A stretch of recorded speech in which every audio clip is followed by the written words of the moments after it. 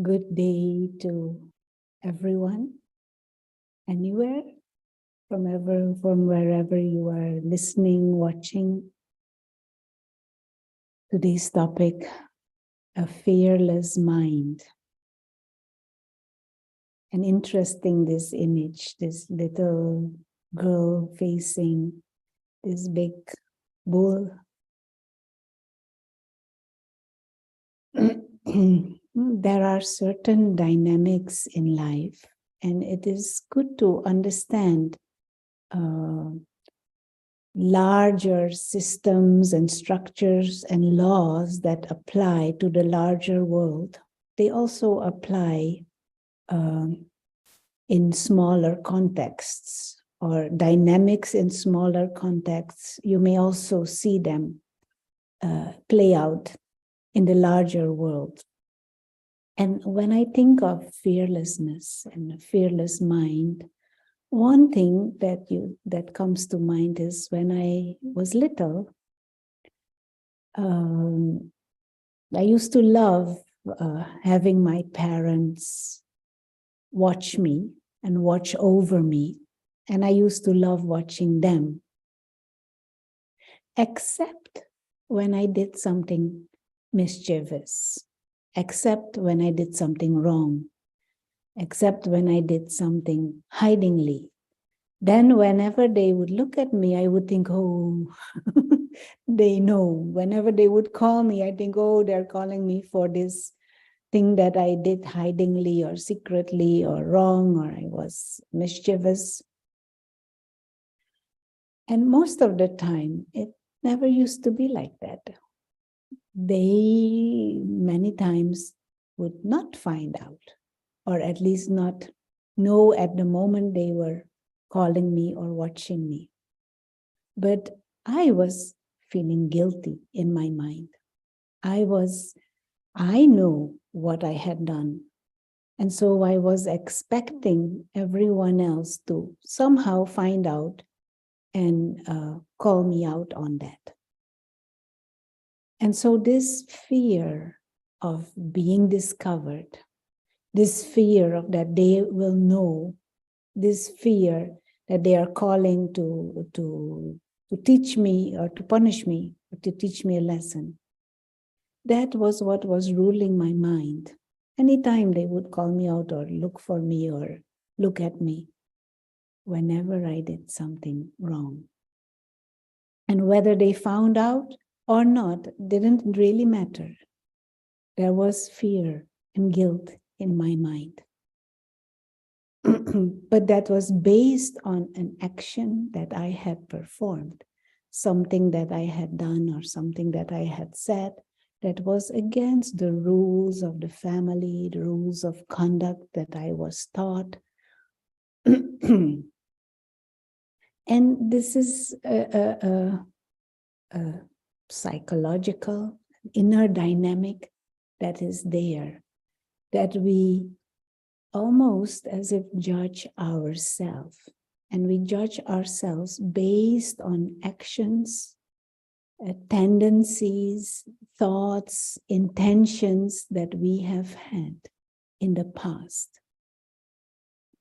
And when I had been good, when I had behaved well, when I had done as they told me, or when I had studied well and brought home good grades, I would want to come in front of them. I would want them to know. I would want them to call me, because I knew there was something I could be proud of and show them. This also happens in larger life. A mind that is proud, a mind that experiences dignity, a mind that experiences calm, a mind that feels worthy to face, proud to be in any kind of situation, is a mind that knows of past actions that were valuable, past actions that were dignified.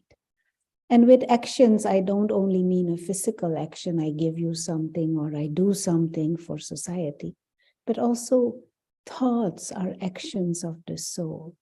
Intentions and attitude, they are actions of the soul. So what kind of nature, what kind of thoughts, what kind of feelings, what kind of attitude, what kind of intentions do I hold and with which I go through my life? That will define a certain sense of dignity, self-respect, but it will also carry with it a sense of worthiness. Am I worthy for good coming to me? Am I worthy for people treating me in a good way? And it creates that fearless mind that I can face things because I'm coming from a space of authenticity and clarity. And it is kind of, it is a bit more subtle dynamic in life, but very useful to understand. I have a friend who lives in the Caribbean, one of the Dutch islands. And I don't know now, but at that time he used to drive around in his car and he would never lock his car. And I used to be so puzzled by that. Why you don't lock your car? He says, I don't lock my car. First of all, I don't have anything of value in the car that could be stolen. But he had this trust that, and he used to say, I don't do anything wrong. I don't go in other people's cars. I don't steal. I don't have even intention of doing that. I don't even have those kinds of thoughts for other people. So why would somebody steal from my car? He had that trust that if his life is valuable, if what he does is valuable, then why should negative things happen to us, happen to him? And he said something interesting. He said, and if something happens, then it is a signal for me that somewhere I need to change inside, that some lesson I need to learn. And I really like that positioning. Of course, it carries with it a flavor of the law of karma. But so a fearless mind, how to cultivate a fearless mind? We have to find out what are the forces of benevolence and think, act, live in according with those forces of benevolence. And then benevolence will come to me. Because when we are fearful, we are scared, we are anxious, we are insecure, we have fear of loss, losing something, losing someone, losing our dignity, losing our prestige, losing our positions, losing our possession. But if I position myself, at least internally in my mind, nothing and no one is truly mine. I don't own things. They're with me for a period of time. I have them in trust. And I do treat it well, but I can't lose it. So then we don't get into this, because it wasn't mine in the first place. We don't get into this greed. We don't get into this bondage, these dependencies, these attachments. We stay clean. And we treat others like that too. Nobody is my property, my possession. So I can't lose. So much of this idea of fear and insecurity is based on not clear insight, not clear understanding of the dynamics of life in general. Feelings of loss of myself or feelings of loss of my honor. It can be very ego-based. Loss of myself, body. I am not the body. Body is my vehicle. that nature has given to me on loan. And one day I will have to give it back. What is there to fear about? The real self is a spiritual being, a soul. And I can't lose myself, soul. Soul is eternal. Soul is immortal. So comes in the body and leaves the body at some stage, and I will continue on the journey of the soul. Body was never mine. I borrowed it. It was entrusted to me for a period of time. So these two aspects, no? Understanding the self as a spiritual being, not owning anything. So therefore cannot lose anything. Nothing and no one truly was mine. We meet each other on the journey.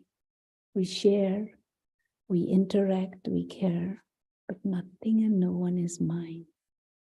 What I truly am and what truly is mine will always be mine. My own innate nature of peace, of love, of freedom, of independence as a spiritual being. And the other aspect, how do I use what is entrusted to me? How do I use this body? How do I use these eyes? How do I use the skills? How do I use the physical relationships, the interactions? How do I use my words? Do I use it according to the forces of benevolence? Then whatever I put out, why should I feel scared that bad comes back? And even if something comes back that is uncomfortable, it is there to teach me a lesson, to tell me, hey, you're a bit off track. Move back on the right direction. And so to always bring things back to essence, understand basic laws and the forces of benevolence that rule this game of human life. If I align myself with truth, if I align myself with the Supreme and the wisdom of the Supreme, why should there be fear? Even the death of this body is not end. It is just the beginning of a different and new experience. The soul goes on. And so these are some things to experiment with, to begin to cultivate this fearless mind. And once there is this mind that is full, fearless, full of peace, full of clarity, full of enthusiasm and contentment, then whatever challenge life offers us, we can face the buffalo without fear. Play with this. This is just an invitation to experiment and explore for yourself. Okay, let's have a few moments of deeper concentration on this awareness of the self as a spiritual being.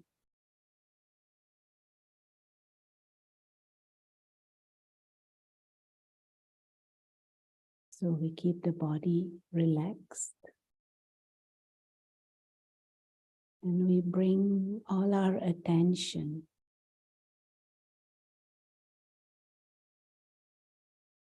in this present moment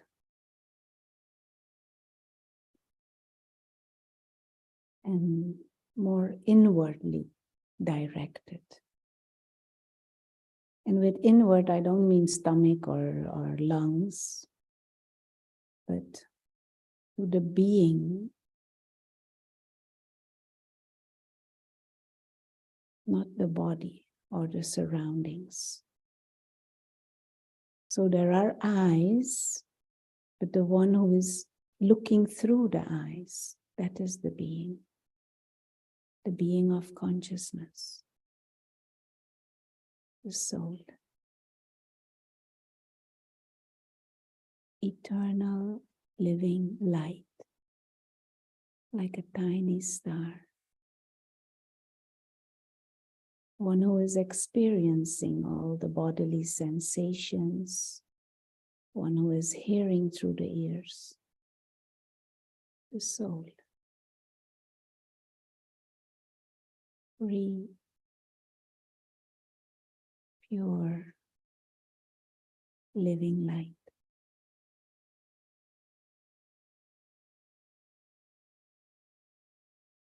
Let us try to just grasp for a few moments this calm, serene essence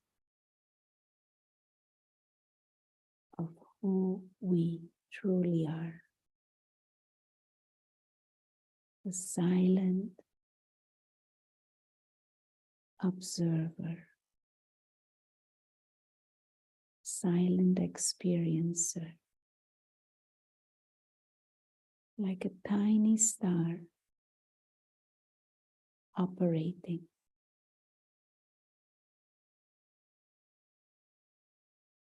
from the center of the forehead, behind the eyes,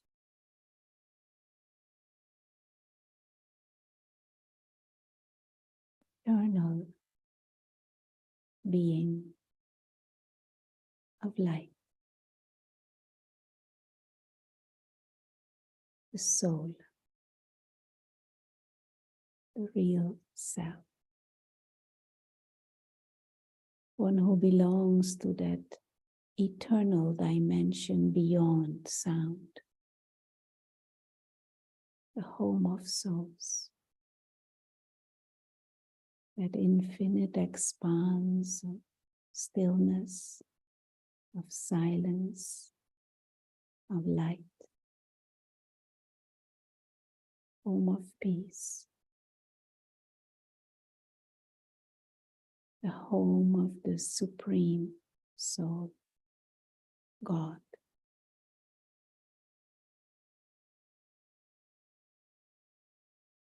And all of us are souls, and we belong eternally to that home of light,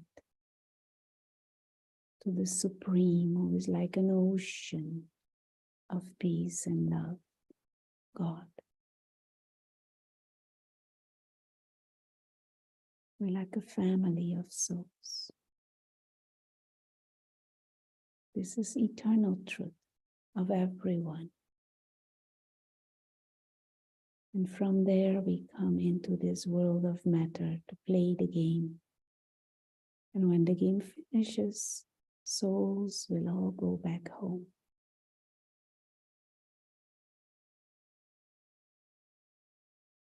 In this awareness, there's no fear. No fear of the game either.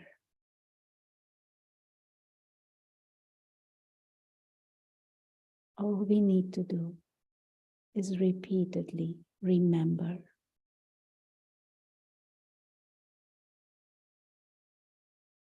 our eternal truth, the real self,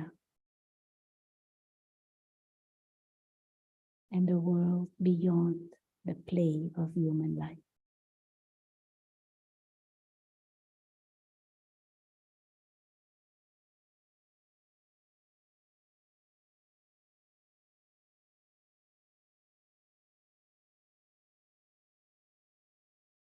And as we gradually choose to come again into this game, this play of human life, let us aim to play the game, use this body, but aligned with the forces of benevolence and truth. Play the game of being a bestower.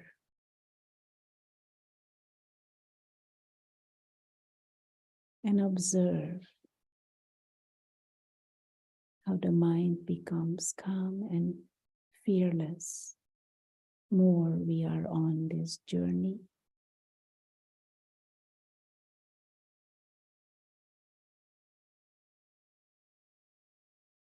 of performing actions of upliftment.